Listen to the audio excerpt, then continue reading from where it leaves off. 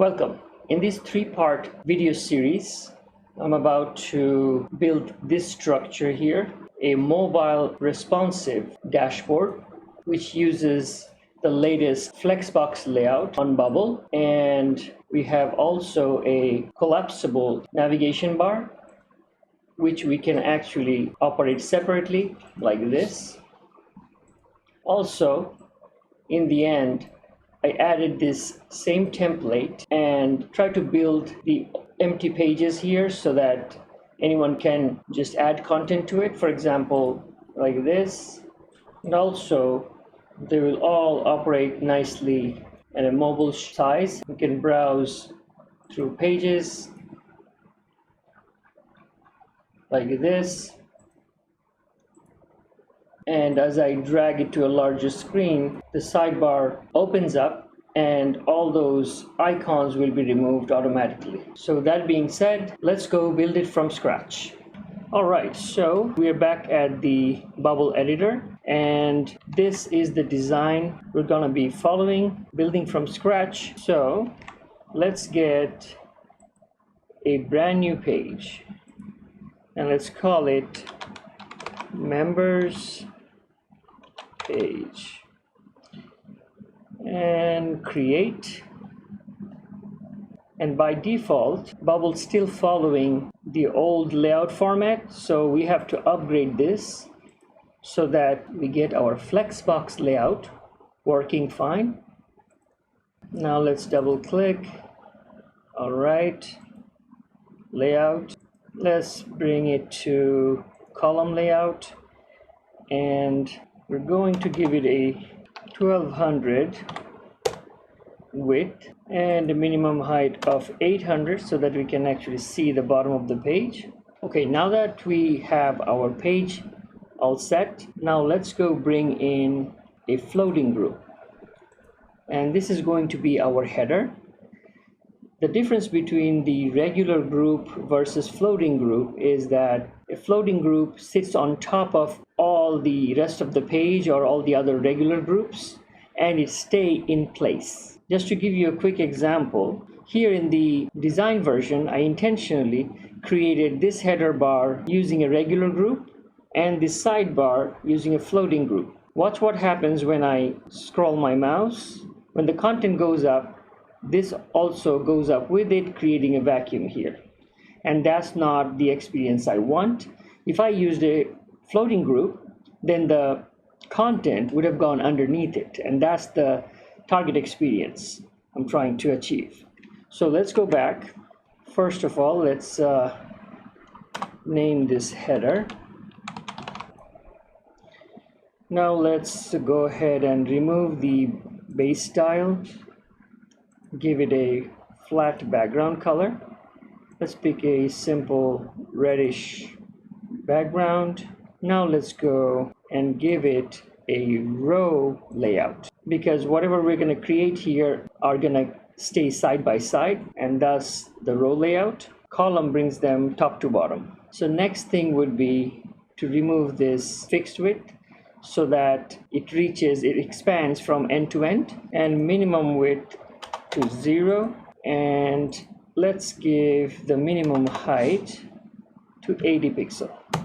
Okay, so now we have a nice little bar going on, and don't worry about the background colors. I may use funky weird colors, but then that's just to differentiate between all the other groups and floating groups on the project. But after all said and done, we can get the colors from here and make it all look nice. That being said, now let's work on getting our logo image.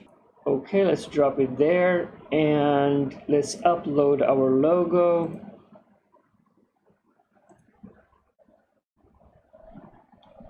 Okay, let's work on the roundness a bit. Let's give it a 50 and call it a logo. Let's go to the layout, and I'm going to maintain this fixed width, but I'm going to go ahead and reduce it down to 60 pixel and maintain the fixed aspect ratio. Thus we get a nice little round image, and we are going to give it a margin, 10 pixel margin all the way around, so that it never touches any border. All right, so now our logo is snug as a bug. Next, we're going to go ahead and work on this block right here, and we're going to need a separate group for that. And as you can see, they're sitting side by side, so that will also have to be a group with a row layout. Okay, so let's call it user box, and remove the default styles, give it a flat background color, and this time let's change it up a little so that, there you go, and we're going to bring it down to the row layout. Let's remove the fixed width and minimum to 0, and for now let's keep this to 50. All right, so now that we have our container in place, now let's start bringing in content. I'm going to bring a button first, drop it here, and then an image second, and this will hold our user profile image. And let's go bring our user, there you go, profile photo, and we're going to give it a 50 pixel width and maintain the aspect ratio with fixed, and go back and give it a nice little roundness of 50. That being done, all this stuff should be sitting on the right, so let's go back to the container and send them to the right side. Perfect. Now let's change the minimum height down to 0, and at this point we change the vertical alignment to center. Okay, and since it's touching the border, we are going to let's highlight the image and give it a right margin of 20 and left margin of 10 pixel. Okay, now let's preview. All right, and let's go to inspect this page so that we can go to a Google responsive setup. Just by clicking this, we can do back and forth. So I'm just going to put this aside, and now let's see if we try to shrink it, what happens.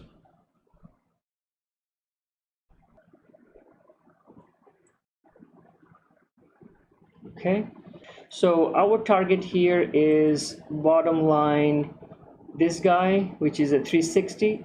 So if at 360 we're looking good, that's it. We're going to let it go and move on. Okay, so now let's go back to our design, and this time we're going to handle this sidebar right here. Okay, so let's go back to the editor, and this time we're also going to bring in another floating group, and as you can see, it's going up and it's sitting on top of that one, but we know we had an 80 pixel height. So first thing we do is name it sidebar,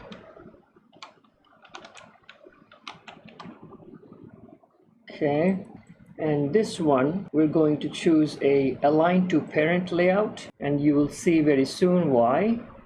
And we're going to give it a top margin of 80 and give it a flat background color. Let's say light bluish. Okay, and we're not gonna make it fit to content, the height. We're going to take it out so that it expands all the way to the bottom, and we're going to set it to a fixed width of 200. Okay, so now let's go back to the design and see what's next. These two icons, and they're gonna be sitting fixed in place. So, and that's the reason we set this to align to parent, so that we can actually place them in perfect positions. So let's now bring in an icon. There we go. And let's say bar. That's our bar right there. Layout, and let's put it in the corner left, upper left, and we're going to give it a size of 30 pixel and give that a 10 pixel margin everywhere. Okay, also while we're at it, let's just remove this styling and turn this into black. And now that this is set in place, let's highlight this and do a Control-C, Control-V, so it actually pasted exactly on top of it. So this one, we're going to change. First of all, let's go place it on the upper right hand corner. So now you can see there are actually two of them. And let's go change this to an arrow,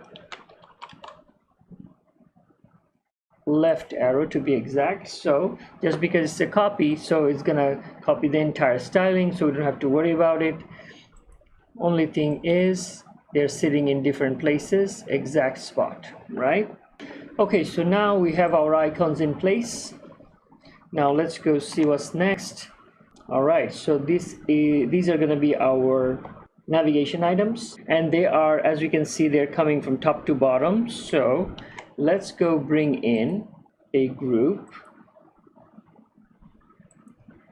and as you can see, it's sitting there. Let's go position it in the center for now, and watch. Okay, first of all, let's go bring in, call it a nav box, right? Navigation box. And we're going to change this guy to a column layout, and let's go quickly change its background color, give it a flat, and let's something reddish. Nice. Okay, now watch this. If we put it up there, it's going to cover it, right? So what we have to do, we have to first give it a, let's say, 50 pixel top margin, and now put it on top. Look, it's perfectly in place while where old icons are clearly visible.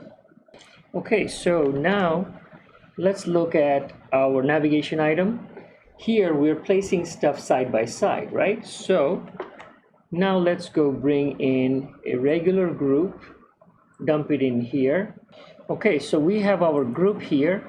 Let's name this nav item home. Now here's something interesting. See, we cannot see anything what's happening, right? Because now let's, if I change the color to give it a flat color, let's keep it at white, because let's say, yeah, our originals are in white. Let's keep it at white. But see, this is where those background colors and differences come in really, really handy. So right now, it's almost seems like it's impossible to go to its original parent, right? So this is why we're gonna go ahead and change the color and give it a little bit of higher height so that it's visible. So we right click on this and select the first parent. Now we have the nav box, and at this point, if we go, let's say, make it larger, let's say 450. See, now we can see the difference. So this is the container, the parent, and this is our nav item. So that's how you can, so that's the main reason of having different colors and heights and sizes while we're building it, so that we can differentiate. So that being done, so now we have our nav group here. So now let's go back to the design and see these are all from top to bottom, right? But inside this, it's side to side. So let's give this guy a layout of row, and let's keep this 250 height for now, but remove the fixed width and minimum width to 0. Okay, and we're going to give this guy a padding on all sides, 10 pixel. All right, so now watch something here. I made a mistake. See, it's in there, but we're not seeing these sides. We're supposed to be seeing them. And the mistake I remember I made is here. The content is the container. I forgot to remove this fixed width. And at the same time, we have to make this minimum width to 0. All right, so now, as you can see, we don't really need those two 20 pixel margins, so let's remove them. There you go. Now let's go bring in the icons. There you go. And we're gonna look for a dashboard icon. There we go. All right, here it is. All right, so now let's give it a size of 50 pixel.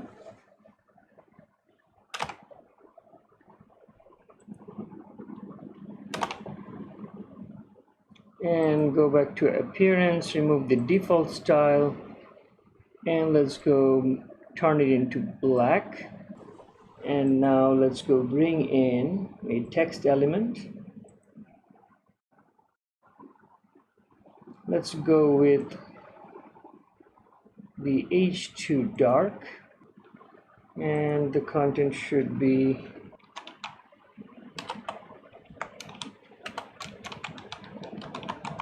dashboard. Actually, let's remove the default style and make it a little bit smaller. Say 18 pixel, make it bold. Now let's go to the layout, remove the fixed width and minimum size of 0, and the minimum height of 0.2, and let's center this, and let's center that vertically. And at this point, let's give this guy a left margin of 10 pixels. And now go back to the original container and set a minimum height of 0. There you go, snug as a bug.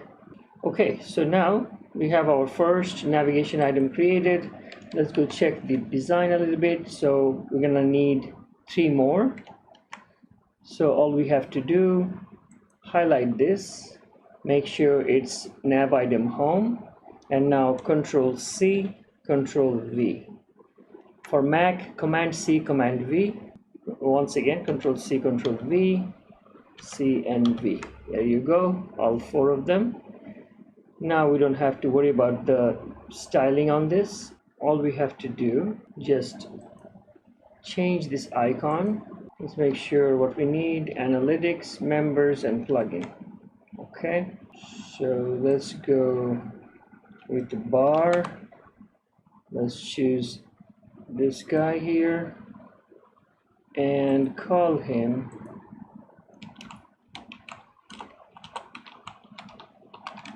analytics, members. And now that we are here, let's do something different. Let's actually change this, the background color. Let's give it something we know, E3, E3, E3, right? You can still see it. And this guy also, icon color should be E3, E3, and E3. Okay, that being done, now click on the container and change this background color to black. Boom. Right, so just to achieve this highlighted effect, right? And this one, that's it. Now let's preview. There you go. Now we have a nice little structure, our sidebar. Let's just choose this color, right click, copy formatting, highlight this container, right click, paste formatting, right? Once again preview. Yeah, it looks like one single bar here. And what we can do, just to make it look better for our rest of the page, we can have a background color, something very light gray. Now preview. Perfect. So next we're going to go ahead and bring in this content just like this design here. So there are more to come, exciting stuff. If you like this video, please smash the like button and please don't forget to subscribe. Thanks for watching.